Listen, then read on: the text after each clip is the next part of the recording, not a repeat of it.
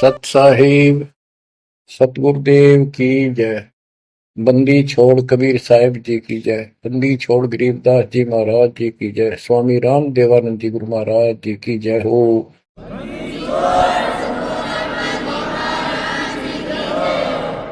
सर्व संतों की जय, सर्व भक्तों की जय, धर्मी पुरुषों की जय। श्री काशी धाम की जय, श्री सुडानी धाम की जय, श्री क्रोथा धाम की जय, श्री बरवाड़ा धाम की जय। सत साहिब जय जय सतगुरु मेरे की जय जय सतगुरु मेरे की। सदा साहिबी सुख से वसियो अमरपुरी के डेरे की। जय जय सतगुरु मेरे की। जय जय सतगुरु मेरे की। सदा साहिबी सुख से वसियो सत्यलोक के डेरे। सदा साहिबी सुख से वसियो सत्यलोक के डेरे। बच्चों, जिस दिन आपकी आत्मा, आपकी आस्था इस गंदे लोक से कति हट जाएगी, आपको सतलोक के स्वप्न आने शुरू हो जाएंगे। उसकी चाक गजब की जाएगी। वो सुख जो वहां है, बच्चों, इस पर विश्वास करो। विश्वास करने के कई तरीके होते हैं। जैसे हम अपनी बेटी का विवाह करते हैं, पहले सगाई करके आते हैं, और सगाई करने से पहले भी चर्चा चलती है।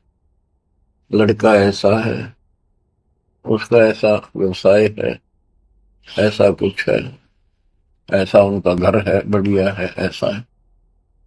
तो वो लड़की भी सुनती है, तो उसको विश्वास हो जाता है कि माता पिताजी जो कह रहे हैं, और फिर सगाई करके आए, फिर आगे बताते हैं, तो उसको पूर्ण विश्वास होता है कि जो पिताजी और चाचे ताऊ जो गए हैं फरिश्ता करने देखने, ऐसा ही। तो उसकी फिर इमेजिन बनने लग जाती है, उसको कल्पना होती है। इतना अंडरस्टूड है, बच्ची को पराया होना ही है। तो इसी प्रकार आज हमारी सगाई होगी ऊपर सतलोक में। और जब आपको सही तरीके से इस बात का ज्ञान हो जाएगा, तो उस अपने ससुराल के, यानी एक तरीके से समझा रहा हूं, वो तो अपना निज घर है, वो अपना देश है। देश में ससुराल भी होती है, घर भी होता है, जन्म भी होता है, सारा कुछ होता है। वो देश अलग है, वो देश अपना है। हम विदेश में पड़े हैं यहाँ पर। आपकी वो कल्पनाएं ऐसे शुरू हो जाएंगी, जैसे ही दास को रह रहे, उसकी याद आती है कि हे सतलोक के निवासियों, धन्य हो आप, और आप सदा सुखी रहो। हमने तो अपने कर्म फोड़ लिए, पता नहीं कब दया होगी दाता की। तुम तो सुख से रहो। जय जय सतगुरु मेरे की। जय जय सतगुरु मेरे की। कि जिसने ये राह बताया, ऊपर की झलक समझाई, जय हो सतगुरु की। सदा साहिबी सुख से वसियो अमरपुरी के डेरे की। सदा साहिबी सुख से वसियो अमरपुरी के डेरे। निर्विकार निर्भय तू ही और सकल बेमान। हे जी साधो और सकल बेमान। सब पर तेरी साहिबी, तुझ पर साहिब ना। निर्विकार निर्भय, निर्विकार निर्भय तुझ और सकल बेमान। हे जी साधो और सकल बेमान, सब पर तेरी साहिब, सब पर तेरी साहिब, तुझ पर साहिब ना, निर्विकार निर्भय। सतगुरु के उपदेश का सुनिया एक विचार है, जय सतगुरु मिलते नहीं, जाते नरक द्वार। नरक के द्वार पे, गेट पे ओए होए, दूत सब, यम के दूत, वो भयंकर शक्लों वाले, हाथ में लठ भाले त्रिशूल लिए खड़े होते हैं। हम वापस बाजते हैं, वो नरक में इनको लेके जाते हैं और वो लठ मार मार कर उसमें जबरदस्ती ठोकते, वो खेचा तान उन तक कभी नहीं छूटता, फिर फिरता चारों खान। वो तो दुख भोगना, फिर नरक भी भोगना, फिर चार खानी, चार खानी अंडर जेरज उद्वत्सवतज, इनके अंतर्गत जैसे कोई अंडे से उत्पन्न होने वाले पक्षी वगैरह, जेर से पैदा होने वाले मनुष्य हैं, पशु हैं, आदि आदि। तो चार प्रकार बांट के 84 लाख प्रकार की ये शरीर हैं सबके। इनको चार खानी में भरमता, कबू ना लगता पार, सो फेरा सब मिट गया मेरे सतगुरु के उपकार।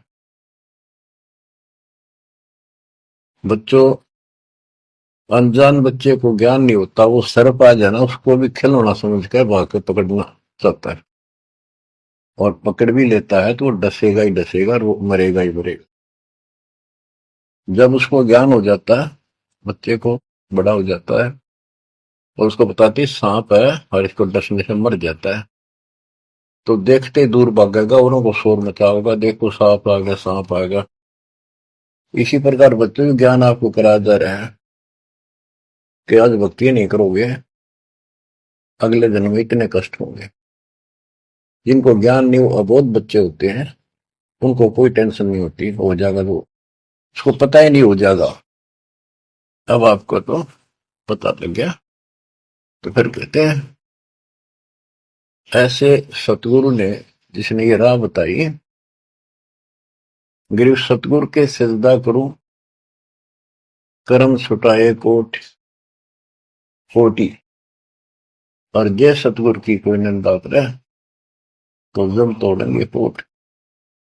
जो ऐसा सतगुरु जिसने ऐसे हमारे पाप कर्म छुटवा दिए, सब बुराई छुटवा दी, सच्चा राह दिखा दिया, भक्ति मार्ग पर लगा दिए। आप देखो सारा दिन क्या करते थे, पिछला जो संस्कार था, बैटरी चार्ज थी, वह चल रही थी, वह चलती रहती, और आपको ऐसा लगता नो प्रॉब्लम।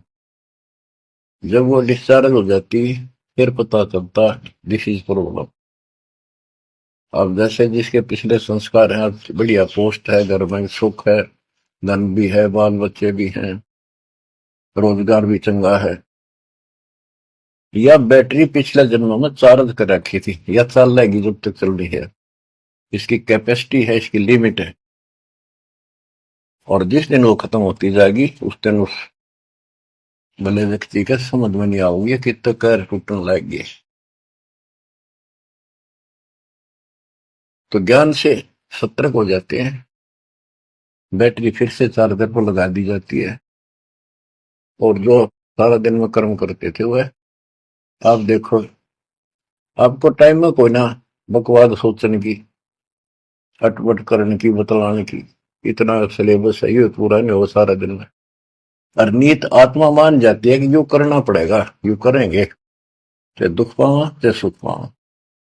तो ज्ञान से जानकारी होती है बच्चों, और फिर पिछले महापुरुषों के इतिहास बताए जाते हैं, तो उनको देखकर और उमंग उठती है। सत्संग में जाना मेरा छोड़ दे, आए मारी लोग करें तकरार, सत्संग में जाना मेरा छोड़ दे, सत्संग में जाना मेरा ना छुटेरी, हारी चाहे जड़क मरो संसार, सत्संग में जाना मेरा ना छुटेरी। माँ समझाती है बेटी को अपने लोक लाज के आधार से, मीराबाई बेटी को, कि बेटी चारों तरफ चर्चा हो रही है, ठाकुरों की बेटी, अच्छे खानदान की बहू तरह से नहीं जाया करती, क्या कहेंगे लोग। तो उसका जवाब दे दिया, बाढ़ ना जाओ संसार। कबीर साहब कहते, कबीर कुल की करनी के कारण हंसा गया विगो, फिर यू कुल के कर लेगा जब तू चार पाया का हो। आज इन लोगों की शर्म में आकर हम अपने कर्म धर्म में खराब कर लिया मर्यादा को, कल कुत्ते गधे सूअर बनकर धक्के खावांगे, तब ये कुल के लोग कौन डालड़ा देगा, कौन बचा देगा। यह बात भगत के ठीक से समझ में आ जानी चाहिए, और आ जाती है। तो मीराबाई को खूब और तरह से भी समझाया, तारे सत्संग के राय में आए वापरते हैं बब्बर शेर, कोई कोई शेर तुम खाल वह, आए वापरते हैं बब्बर शेर, कोई कोई शेर तन खाल वह, जब गुरु मारे मेहर करी, हारी व तो शेरों के गिदड़ बन जाए, सत्संग में जाना मेरा ना छुपैरी, हारी व तो शेरों के गिदड़ बन जाओ, सत्संग में जाना मेरा ना छुटेरी, सत्संग में जाना मेरा छोड़ दे, आए मारी लोग करे तकरार, सत्संग में जाना मेरा छोड़ दे, सत्संग में जाना मेरा ना छुटेरी, सत्संग में जाना मेरा ना छुटेरी, हारी चाहे जड़क मरो संसार, सत्संग में जाना मेरा ना छुटेरी, थारे सत्संग के राय में आए वहां पर काले नाग, कोई कोई नाग तन डसल वही, गुरु हमारे मेरे करेरी, हारी वो तो सर्प गंडे वे बने जा, सत्संग में जाना मेरा ना छुटेरी, हारी वो तो सर्प गंडे वे बने जा, सत्संग में जाना मेरा ना छुटेरी। जब सारी बात नहीं समझ में आई तो उसकी माँ ने कहा, बेटी हम ठाकुर उच्च जाति वाले, रविदास के पास तो नाम दे रही है, वहां जाती है, वो चमार जाति का, इसमें हमारी बेइज्जती हो है। तारे सत्संग के बीच में आए वहां पर रहते हैं साधु संत, कोई कोई संत तन ले रमाए, तेरे ही मन में माता पाप है, वो संत मेरे माँ बाप है, अरे वो तो कर देंगे बेड़ा पार, सत्संग जाना मेरा ना छूटे। वो तो जाती चमार है, वो तो जाती चमार है, इसमें हमारी हार है। वो तो जाती चमार है, इसमें हमारी हार है। तेरे री लिख मता चमार है, मेरा सिरजन हार है री। हरि वो तो मीरा के गुरु रविदास, सत्संग में जाना मेरा ना छूटे। हरि वो तो मीरा के गुरु रविदास, सत्संग में जाना मेरा ना छूटे। सत्संग में जाना मेरा छोड़ दे। आए मारी लोग करें तकरार, सत्संग में जाना मेरा छोड़ दे। सत्संग में जाना मेरा ना छूटे।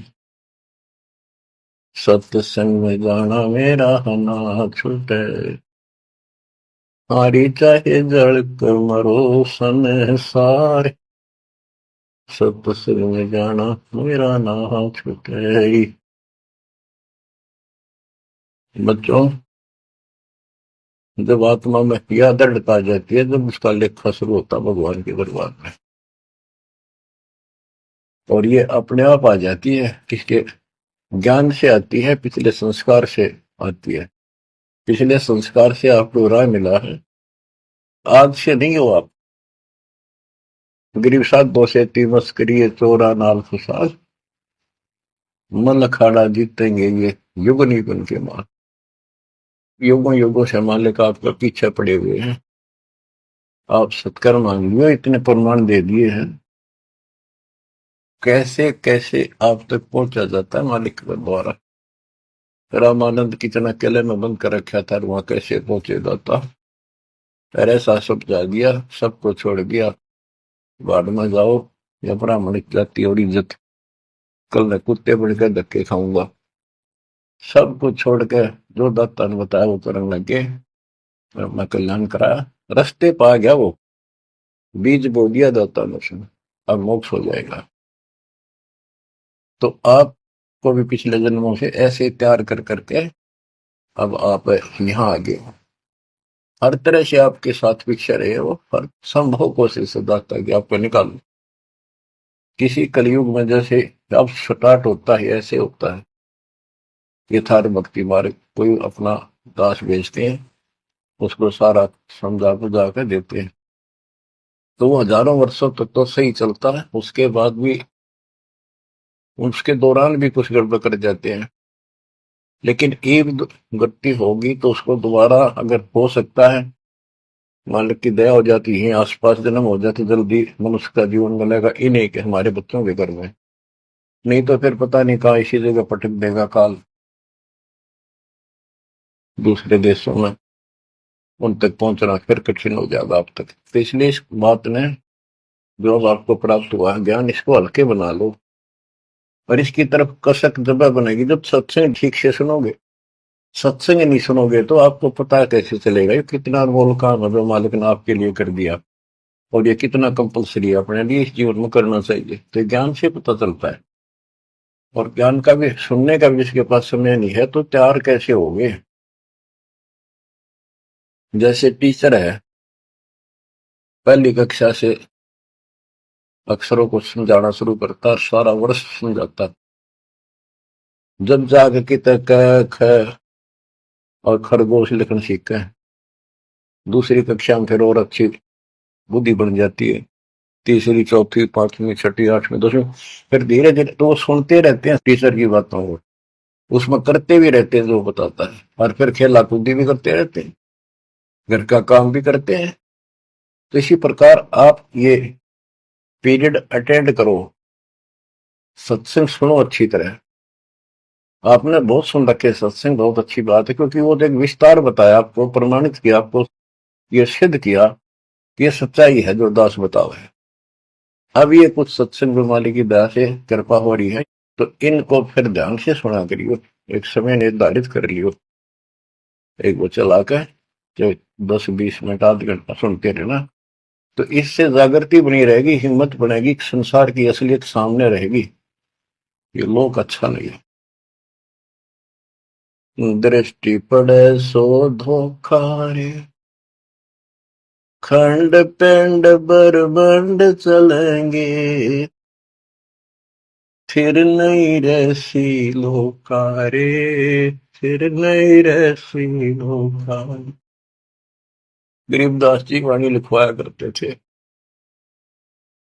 आंखों में हंसुआ बालक के आंसू दल क्या करते थे। देख की ताकत फंस गए हम, और वो देख चुके थे ऊपर के सुख को और सतलोक और मालिक को कति निकट से देख चुके थे। अब बच्चों, जैसे ही आपकी दशा है, आपको ज्ञान होगा, तो आप सोचते हो, कोशिश रहती है कि और को भी बता दो, इसने भी समझा दो, भाई ने समझा दो, बहन ने समझाओ। तो ये ज्ञान ऐसा है क्योंकि हम यहाँ गसूट की तरफ फंसा रखे हैं और बड़ा षड्यंत्र से रोक रखे हैं।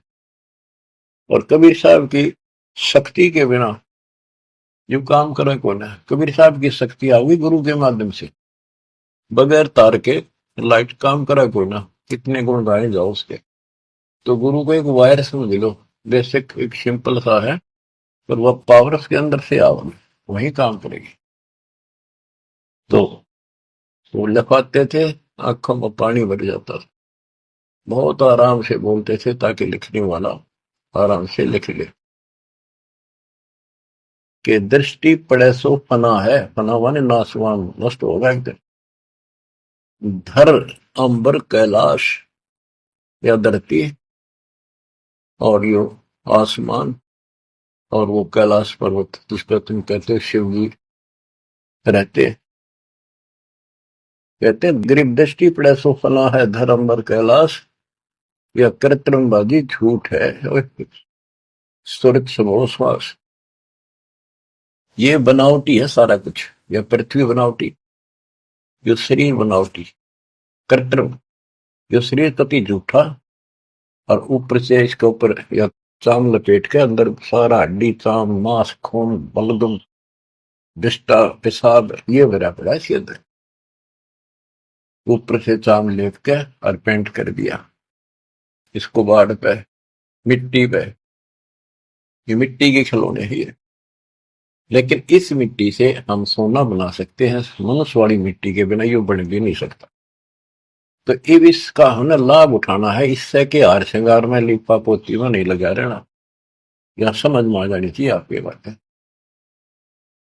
बताओ के सांग है, कितना अच्छा लगता है। जैसे भैंस का काटड़ू मर जाए बच्चा, व्यापारी लोग उसकी खाल उतरवा कर और उसमें भूस भरवा कर समारते सुनवा लेते, ना उसका सर होता है, एक पुछड़ पुछड़ छोड़ दिया करते और ऐसे लटका कर उसमें रस्सी समवा लेते, अंदर ही सिलवा लेते और उसको भैंस के आगे टांग देते, उसने चट्टे जाती, लेकर चलते रहा उसका पाछे पाछे भाग लेती, मेरा बच्चा है। तो ये अपना मानव शरीर और यहाँ की सारी चीज ऐसी है, या तो आपके समझ में आवेगी और इससे लाभ उठाओ, आप समझ जाओ इसको। ये मृत्यु के बाद दो मुट्ठी राख हो जाती है, कहाँ गया वो इतना सुंदर था, माचे माचे फिर इस सब लिपस्टिक ला ले, इससे को ऊपर बाल बाले, माचे माचे आंडे, बालक भी, लड़के भी, लड़की भी। तो इससे की लिपा पोती पे इसी में ना उलझ रही हो,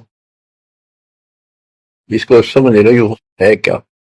लेकिन ये बहुत कीमती भी बताया है, ये देही सस्ती नहीं, महंगी रत्नों मोल, बड़ी मुश्किल से प्राप्त होती है। तो इसका जो मूल उद्देश्य है ये है, अब आप भक्ति करो, अपनी संतान को जोड़ दो जैसे तैसे, बच्चे को बचपन से रंगोगे तो और अच्छा रंग जाएगा। और सत्संग तो ऐसी चीज होती है, कितनी उम्र में हो, कति धोखा धरते हाथ में और कसक पैदा हो ही जाती। संत गरीबदास जी वाणी लिखाया करते थे, बोला करते थे, बताया करते थे। दृष्टि पड़े सो धोखारी। बच्चों, जब आत्मा स्वस्थ है, इसको चाह मालिक की है, जितनी बार भी वाणी सुने हमें उतनी बार अच्छी लगे। जैसे हम खाना सुबह खाते हैं, वही रोटी सुबह दोपहर शाम में होती है, और जबरदस्त अच्छी भूख लगे तो हम स्वस्थ हैं, और नू लागे कोई नहीं अच्छी लगती, अस्वस्थ हो गए, उसका इलाज कराना चाहिए। जैसे कहते हैं, तुलसी पिछले पाप से करता नहीं भाव है, जैसे जबर के वेग ते भूख विदा हो जावे। तो पाप कर्मों के दबाव में हमने परमात्मा के राम नाम की चर्चा अच्छी नहीं लगती। बुखार हो जाता जिसपे मलेरिया, उसको रोटी कड़वी लगती, कत्ती जहर हो जाती मुंह डालते ही।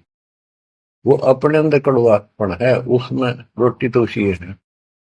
इसी प्रकार सर्फ की दवाई है, कड़वी दवाई खानी पड़ेगी, ना चाहते हुए खानी पड़ेगी। वो खाने के बाद वो स्वस्थ होगा, तो वही रोटी फिर इतनी स्वाद लगेंगी। सब्जी की आवश्यकता नहीं, रुखिए खा जा, भूख लग रही है।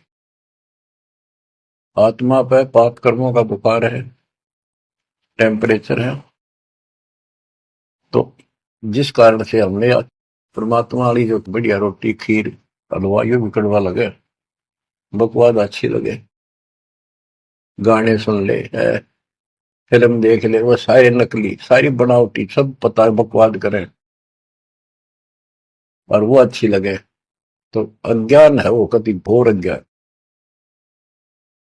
तो जितनी बार भी आपको कोई दिक्कत महसूस होती है, तो आपको दिक्कत आ गई, कोई कर्म पाप आसपास है, उसके लिए भक्ति करो, अवश्य सत्संग सुनते रहो। इसी से धीरे धीरे आत्मा एकदम फिर से स्वस्थ हो जाती है। इसका ट्रीटमेंट यही है।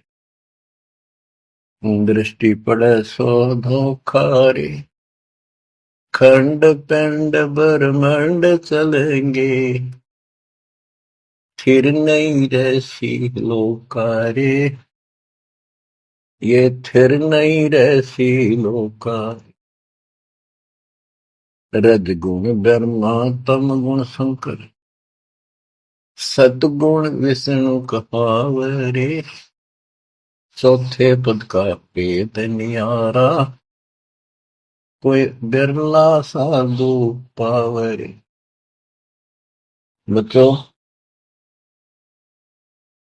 गीता अध्याय 7 श्लोक 12 13 15 तक ये बताया है, रजगुण तमगुण और सतगुण से जो हो रहा है उसका निमित्त मैं हूं, काल कहते, जो गीता बोल रहा है ब्रह्म।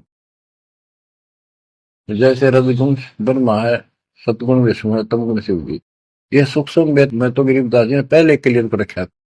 आज आपको पुराणों से भी अब सब जगह से सिद्ध करना पड़ा कि रजगुण कहो चाहे ब्रह्मा कहो, सतगुण कहो चाहे विष्णु कहो, तमगुण कहो चाहे शंकर कहो, एक ही बात है। ये तीनों देवता है, यही तीनों गुण है। तीनों देवताओं के द्वारा उत्पत्ति, स्थिति और संहार, मृत्यु, ये जो हो रहा है ये काल के लिए है। 1 लाख इसमें मानव शरीरधारी प्राणियों को खाने का श्राप लग गया है। अगर इसको श्राप ना लगता तो मनुष्य जीवन भी नहीं देता अपने को। मनुष्य जीवन में भी हम अपने भगवान के घर जा सकते हैं, उसको पहचान सकते हैं। तो बच्चों, गरीबदास जी ने वही 300 वर्ष पहले बताया था, रज गुण धर्मा तम गुण शंकर, सतगुण विष्णु कहावरे, चौथे पद का भेद नियारा, कोई बिरला साधु पावरी। चौथा इनका पिता है, ज्योति निरंजन। इसका भेद ब्रह्मा विष्णु महेश ने भी नहीं है ठीक से आज तक। और परमात्मा जो इनका सबका दादा है, जिसका सबका बाप है, काल निरंजन का भी बाप है, उसने आके बताया। कबीर साहब कहते चौथे ने भी छोड़ा है और पांचवें ने दावे। पांचवा सतपुरुष हमारे भगवान कबीर साहब कहे, कबीर सो सतलोक से दावे वो हम पर आवे।